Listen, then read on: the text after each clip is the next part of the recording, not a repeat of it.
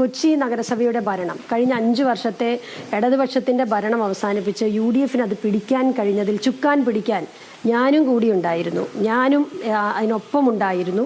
അതുകൊണ്ട് തന്നെ ഞാൻ ഏറെ അഭിമാനത്തോടെയാണ് ഇപ്പോൾ നിൽക്കുന്നത്. എനിക്ക് മേയർ പദവി കിട്ടുമോ കിട്ടില്ലയോ എന്നുള്ളതൊക്കെ അതൊരു പ്രസക്തമായ കാര്യമാണെന്ന് ഞാൻ കരുതുന്നില്ല. അത് കിട്ടണമെന്ന് നേതൃത്വം ആലോചിച്ചിട്ടുണ്ടെങ്കിൽ അത് തരുമായിരുന്നു. പിന്നെ എന്തുകൊണ്ട് കിട്ടിയില്ല എന്നൊക്കെ ഉള്ളതോ അല്ലെങ്കിൽ പാർട്ടി പ്രോസസ്സ് നടത്തിയതിൽ എന്തെങ്കിലും വീഴ്ച ഉണ്ടായിട്ടുണ്ടോ എന്നുള്ളതൊക്കെ പാർട്ടിയുടെ നേതൃത്വം വിലയിരുത്തട്ടെ. എനിക്ക് അതിനെക്കുറിച്ച് പ്രത്യേകമായി ഒന്നും പറയാനില്ല. കോർ കമ്മിറ്റി വിളിച്ചു കിട്ടാതെ ഏകപക്ഷീയമായി മേയറെ പ്രഖ്യാപിച്ചു. ദീപ്തിയെ വെട്ടാനുള്ള അജണ്ടയാണ് നടപ്പാക്കിയത്. അജയ് തറയിൽ പറഞ്ഞതാണ്. അല്ല, അത് അദ്ദേഹം മറുപടി പറയുന്നുണ്ട്.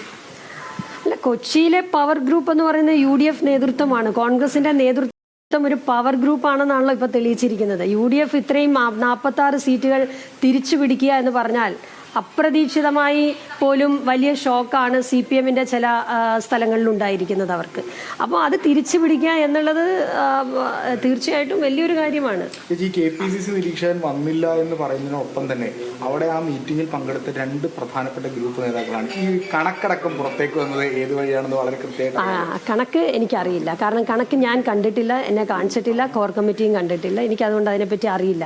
അങ്ങനെ ഒരു കണക്ക് ആരെങ്കിലും പറഞ്ഞിട്ടുണ്ടെങ്കിൽ ആ കണക്ക് പറഞ്ഞ ആളോട് അതൊന്ന് വിശദീകരിക്കാൻ പറയണം. അതായിരിക്കും നല്ലത്. നിരീക്ഷകൻ പങ്കെടുക്കാത്ത യോഗത്തിൽ 2 ഗ്രൂപ്പ് നേതാക്കളെ വെച്ച് തീരുമാനമെടുത്തതിൽ തന്നെ ഗുരുതരമായ വീഴ്ച DCCക്ക് സംഭവിച്ചിട്ടില്ലേ?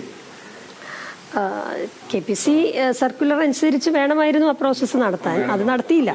ആവർത്തിച്ച് KPCCയുടെ നോംസ് ലംഘിക്കപ്പെട്ടു എന്ന് പറയുമ്പോൾ മാഡം പ്രധാനമായിട്ടും വിരൽ ചൂണ്ടുന്നത് DCC നേതൃത്വത്തിനെതിരല്ല. അത് ഓപ്പണായിട്ട് പറയാനൊരു പ്രശ്നമുണ്ടോ?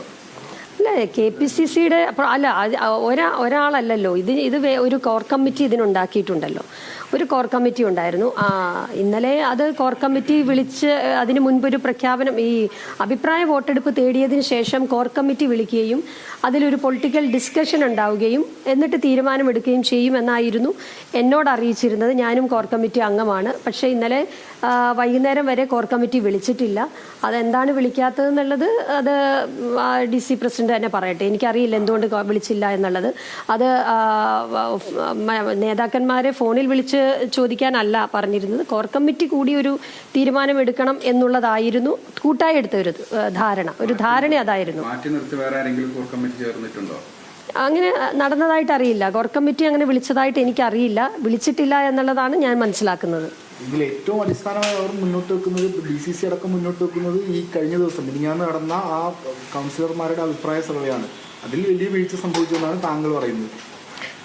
ഞാൻ പറഞ്ഞല്ലോ, അത് അതിൻ്റെ അകത്ത് അട്ടിമറി എന്നൊന്നും അതിനെ പറയാൻ പറ്റില്ല. KPCCയുടെ സർക്കുലർ പാലിക്കപ്പെടണം. ഇപ്പം തൃശ്ശൂരിപ്പോൾ ഇതുപോലെ തന്നെ വന്നിട്ടുണ്ട്.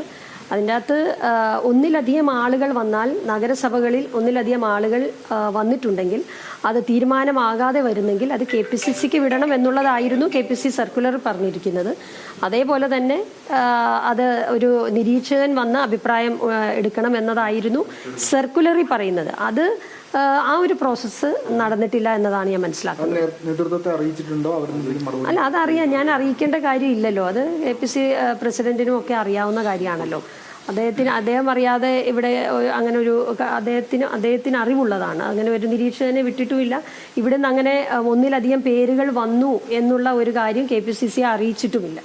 ഒറ്റ കാര്യം, ഇത്രയും വലിയൊരു വിജയത്തിനിടക്ക് ഈ ഒരു പ്രശ്നം ഉണ്ടായ സ്ഥിതിക്ക് ഇനി മാഡം എങ്ങനെ മുന്നോട്ട് പോകാനാണ്? അതല്ലെങ്കിൽ MPC ചെയർമാൻ സ്ഥാനം മാഡം ആവശ്യപ്പെട്ടിട്ടില്ല, അല്ലെങ്കിൽ അവർ വെച്ച് നീക്കിയാൽ അത് സ്വീകരിക്കുമോ? മാഡത്തിന്റെ തുടർ നിലപാട് എന്തായിരിക്കും? അല്ല, ഒന്നാമതായിട്ട് അങ്ങനെ ഒരു പ്രശ്നമില്ല. പ്രശ്നം പറയേണ്ടത്, പ്രശ്നമുണ്ടെന്ന് ഇപ്പം നിങ്ങൾ ചോദിച്ച പ്രകാരമാണെങ്കിൽ പ്രശ്നമുണ്ടെന്ന് പറയേണ്ടത് ഞാനല്ല. അങ്ങനെ ഒരു പ്രശ്നമില്ല. ഇവിടെ 2 പേരെ പ്രഖ്യാപിച്ചിട്ടുണ്ട്. 2 പേർക്കും എൻ്റെ പിന്തുണയുണ്ട്. അങ്ങനെ യാതൊരു തരത്തിലുള്ള ഒരു ബാർഗെയിനിങ് ഞാൻ നടത്തിയിട്ടില്ല ഇതുവരെ, ഞാൻ നടത്തുന്നുമില്ല. പാർട്ടി ഇനിയും എന്താണോ പറയുന്നത്, എനിക്കിപ്പോൾ വലിയൊരു ഉത്തരവാദിത്വം ഉണ്ടല്ലോ, ഞാനത് ചെയ്യുകയാണ്. ഞാൻ KPCC ജനറൽ സെക്രട്ടറിയാണ്. പിന്നെ എന്നെ ജയിപ്പിച്ച ജനങ്ങളുണ്ട്. എൻ്റെ ഡിവിഷൻ എറണാകുളത്തെ ഏറ്റവും പ്രധാനപ്പെട്ട ഡിവിഷനാണ് സ്റ്റേഡിയം ഡിവിഷൻ എന്ന് പറയുന്നത്. ഇവിടുത്തെ ജനങ്ങൾ എന്നെ ഏൽപ്പിച്ച വലിയ ഉത്തരവാദിത്തമുണ്ട്. ഇതൊക്കെ ചെയ്യുക എന്നതിൽ കവിഞ്ഞ് മറ്റൊന്നും ഇപ്പോൾ ആലോചിക്കുന്നില്ല. ഓരോ ബാർഗെയിനിങ്ങിനും ഞാൻ പാർട്ടിയോട് മുമ്പിൽ പോവില്ല. ഒരാളുടെ മുമ്പിലും എനിക്കിതിന് പകരം മറ്റെന്തെങ്കിലും വേണമെന്ന് ചോദിച്ചിട്ടുമില്ല. അതൊക്കെ തീരുമാനിക്കേണ്ടത് KPCC നേതൃത്വമാണ്, ഉത്തരവാദിത്തപ്പെട്ട ആളുകളാണ്. എന്തെങ്കിലും വീഴ്ചകൾ എവിടെയെങ്കിലും സംഭവിച്ചു എന്ന് തോന്നിയിട്ടുണ്ടെങ്കിൽ അത് റെക്ടിഫൈ ചെയ്യേണ്ടത് എന്നും അത് ചെയ്ത അതിന് ഉത്തരവാദിത്തപ്പെട്ട ആളുകളാണ്. ഈ വീഴ്ചകൾ സംഭവിച്ചൊക്കെ KPCC നേതൃത്വത്തിൽ നൽകിയ പരാതി പറഞ്ഞിട്ടുണ്ടോ?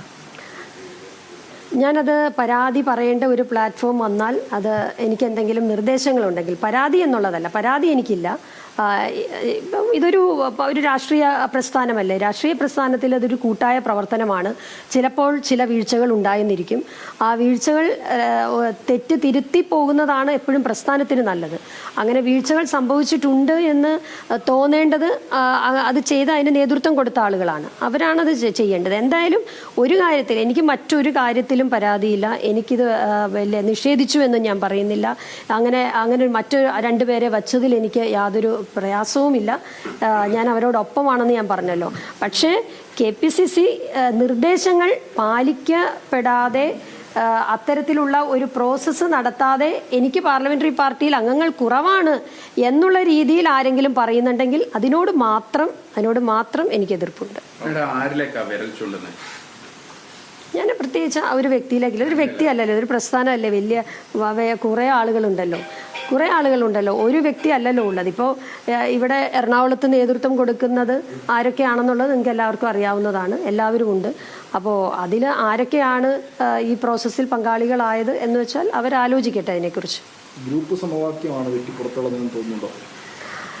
ഞാൻ പറഞ്ഞല്ലോ, ഞാൻ ഒരു ഗ്രൂപ്പിൻ്റെ വക്താവായി നിന്നുകൊണ്ടല്ല ഈ തെരഞ്ഞെടുപ്പിനെ നേരിട്ടത്. എനിക്ക് പാർലമെന്ററി പാർട്ടിയിൽ ഇപ്പോഴുള്ള കൗൺസിലേഴ്സിൻ്റെ ബഹുഭൂരിപക്ഷ ആളുകളും എന്നോട് ഏറ്റവും അടുത്ത് നിൽക്കുന്ന ആളുകളാണ്. അവരുടെ വലിയ പിന്തുണ എനിക്കുണ്ടായിരുന്നു. ആ പിന്തുണ അതിപ്പോൾ രേഖപ്പെടുത്തുന്ന കാര്യത്തിൽ പ്രോസസ്സിൽ ഒരു മാറ്റം വന്നു എന്നതിലൊഴിച്ചാൽ ഇപ്പോഴും അവരെല്ലാവരും ബഹുഭൂരിപക്ഷം കൗൺസിലേഴ്സും എന്നെ വിളിക്കുകയും എന്നോട് നിർദ്ദേശങ്ങൾ ചോദിക്കുകയും അഭിപ്രായം പറയുകയും ഒക്കെ ചെയ്യുന്നുണ്ട്. ഞാൻ അവരുടെ കൂട്ടത്തിൽ ഒരുമിച്ച് നിന്ന് പ്രവർത്തിക്കാൻ വളരെ സന്തോഷത്തോടെയാണ് പ്രവർത്തിക്കുന്നത്. വോട്ട് ചെയ്ത ആളുകൾക്ക് വലിയ നിരാശ ഉണ്ടാവില്ല, അവരൊരു മേയർ എന്ന രീതിയിൽ കണ്ട് അങ്ങനെ അത് സോഷ്യൽ മീഡിയയിലൊക്കെ നമുക്ക് കാണാൻ പറ്റും. താങ്കൾക്കൊപ്പം നിൽക്കുന്ന നേതാക്കളും അത്തരത്തിൽ വലിയ നിരാശ പ്രകടിപ്പിക്കുന്നത്. ഇതിനകത്തൊന്നും നിരാശപ്പെടേണ്ട കാര്യമൊന്നുമില്ല. ഇതൊന്നും പാർട്ടിയെ സംബന്ധിച്ച് വലിയൊരു കാര്യമല്ല. പാർട്ടി നേരിടാൻ പോകുന്നത് ഒരു നിയമസഭാ തെരഞ്ഞെടുപ്പാണ്. ആ നിയമസഭാ തെരഞ്ഞെടുപ്പിൽ വലിയ ഭൂരിപക്ഷത്തോടെ UDF തിരിച്ചു വരും. ആ തിരിച്ചുവരവിന് ഞാനും പങ്കാളിയായിരിക്കും. നേതൃത്വത്തിൽ തന്നെ ഞാനും ഇരുന്ന് പ്രവർത്തിക്കും. അല്ലല്ല, ഞാൻ പറഞ്ഞത് UDFന്റെ തിരിച്ചുവരവാണ് എൻ്റെ ലക്ഷ്യം. എൻ്റെ കോൺഗ്രസ്സുകാരി എന്നുള്ള നിലയ്ക്ക് എൻ്റെ ലക്ഷ്യം അടുത്ത നിയമസഭാ തെരഞ്ഞെടുപ്പിൽ കോൺഗ്രസിൻ്റെ തിരിച്ചുവരവാണ്. ഞാൻ അതിനുവേണ്ടി മാത്രമാണ് പ്രവർത്തിക്കുന്നത്. ഇതൊക്കെ വളരെ നിസ്സാരമായ ഒരു കാര്യമായിട്ടേ ഞാൻ കാണുന്നുള്ളൂ. ഇതിനപ്പുറമായി കേരളം മുഴുവൻ UDF വിജയിക്കേണ്ടതായിട്ടുണ്ട്. ഞാൻ ആ പ്രവർത്തനത്തിലായിരിക്കും.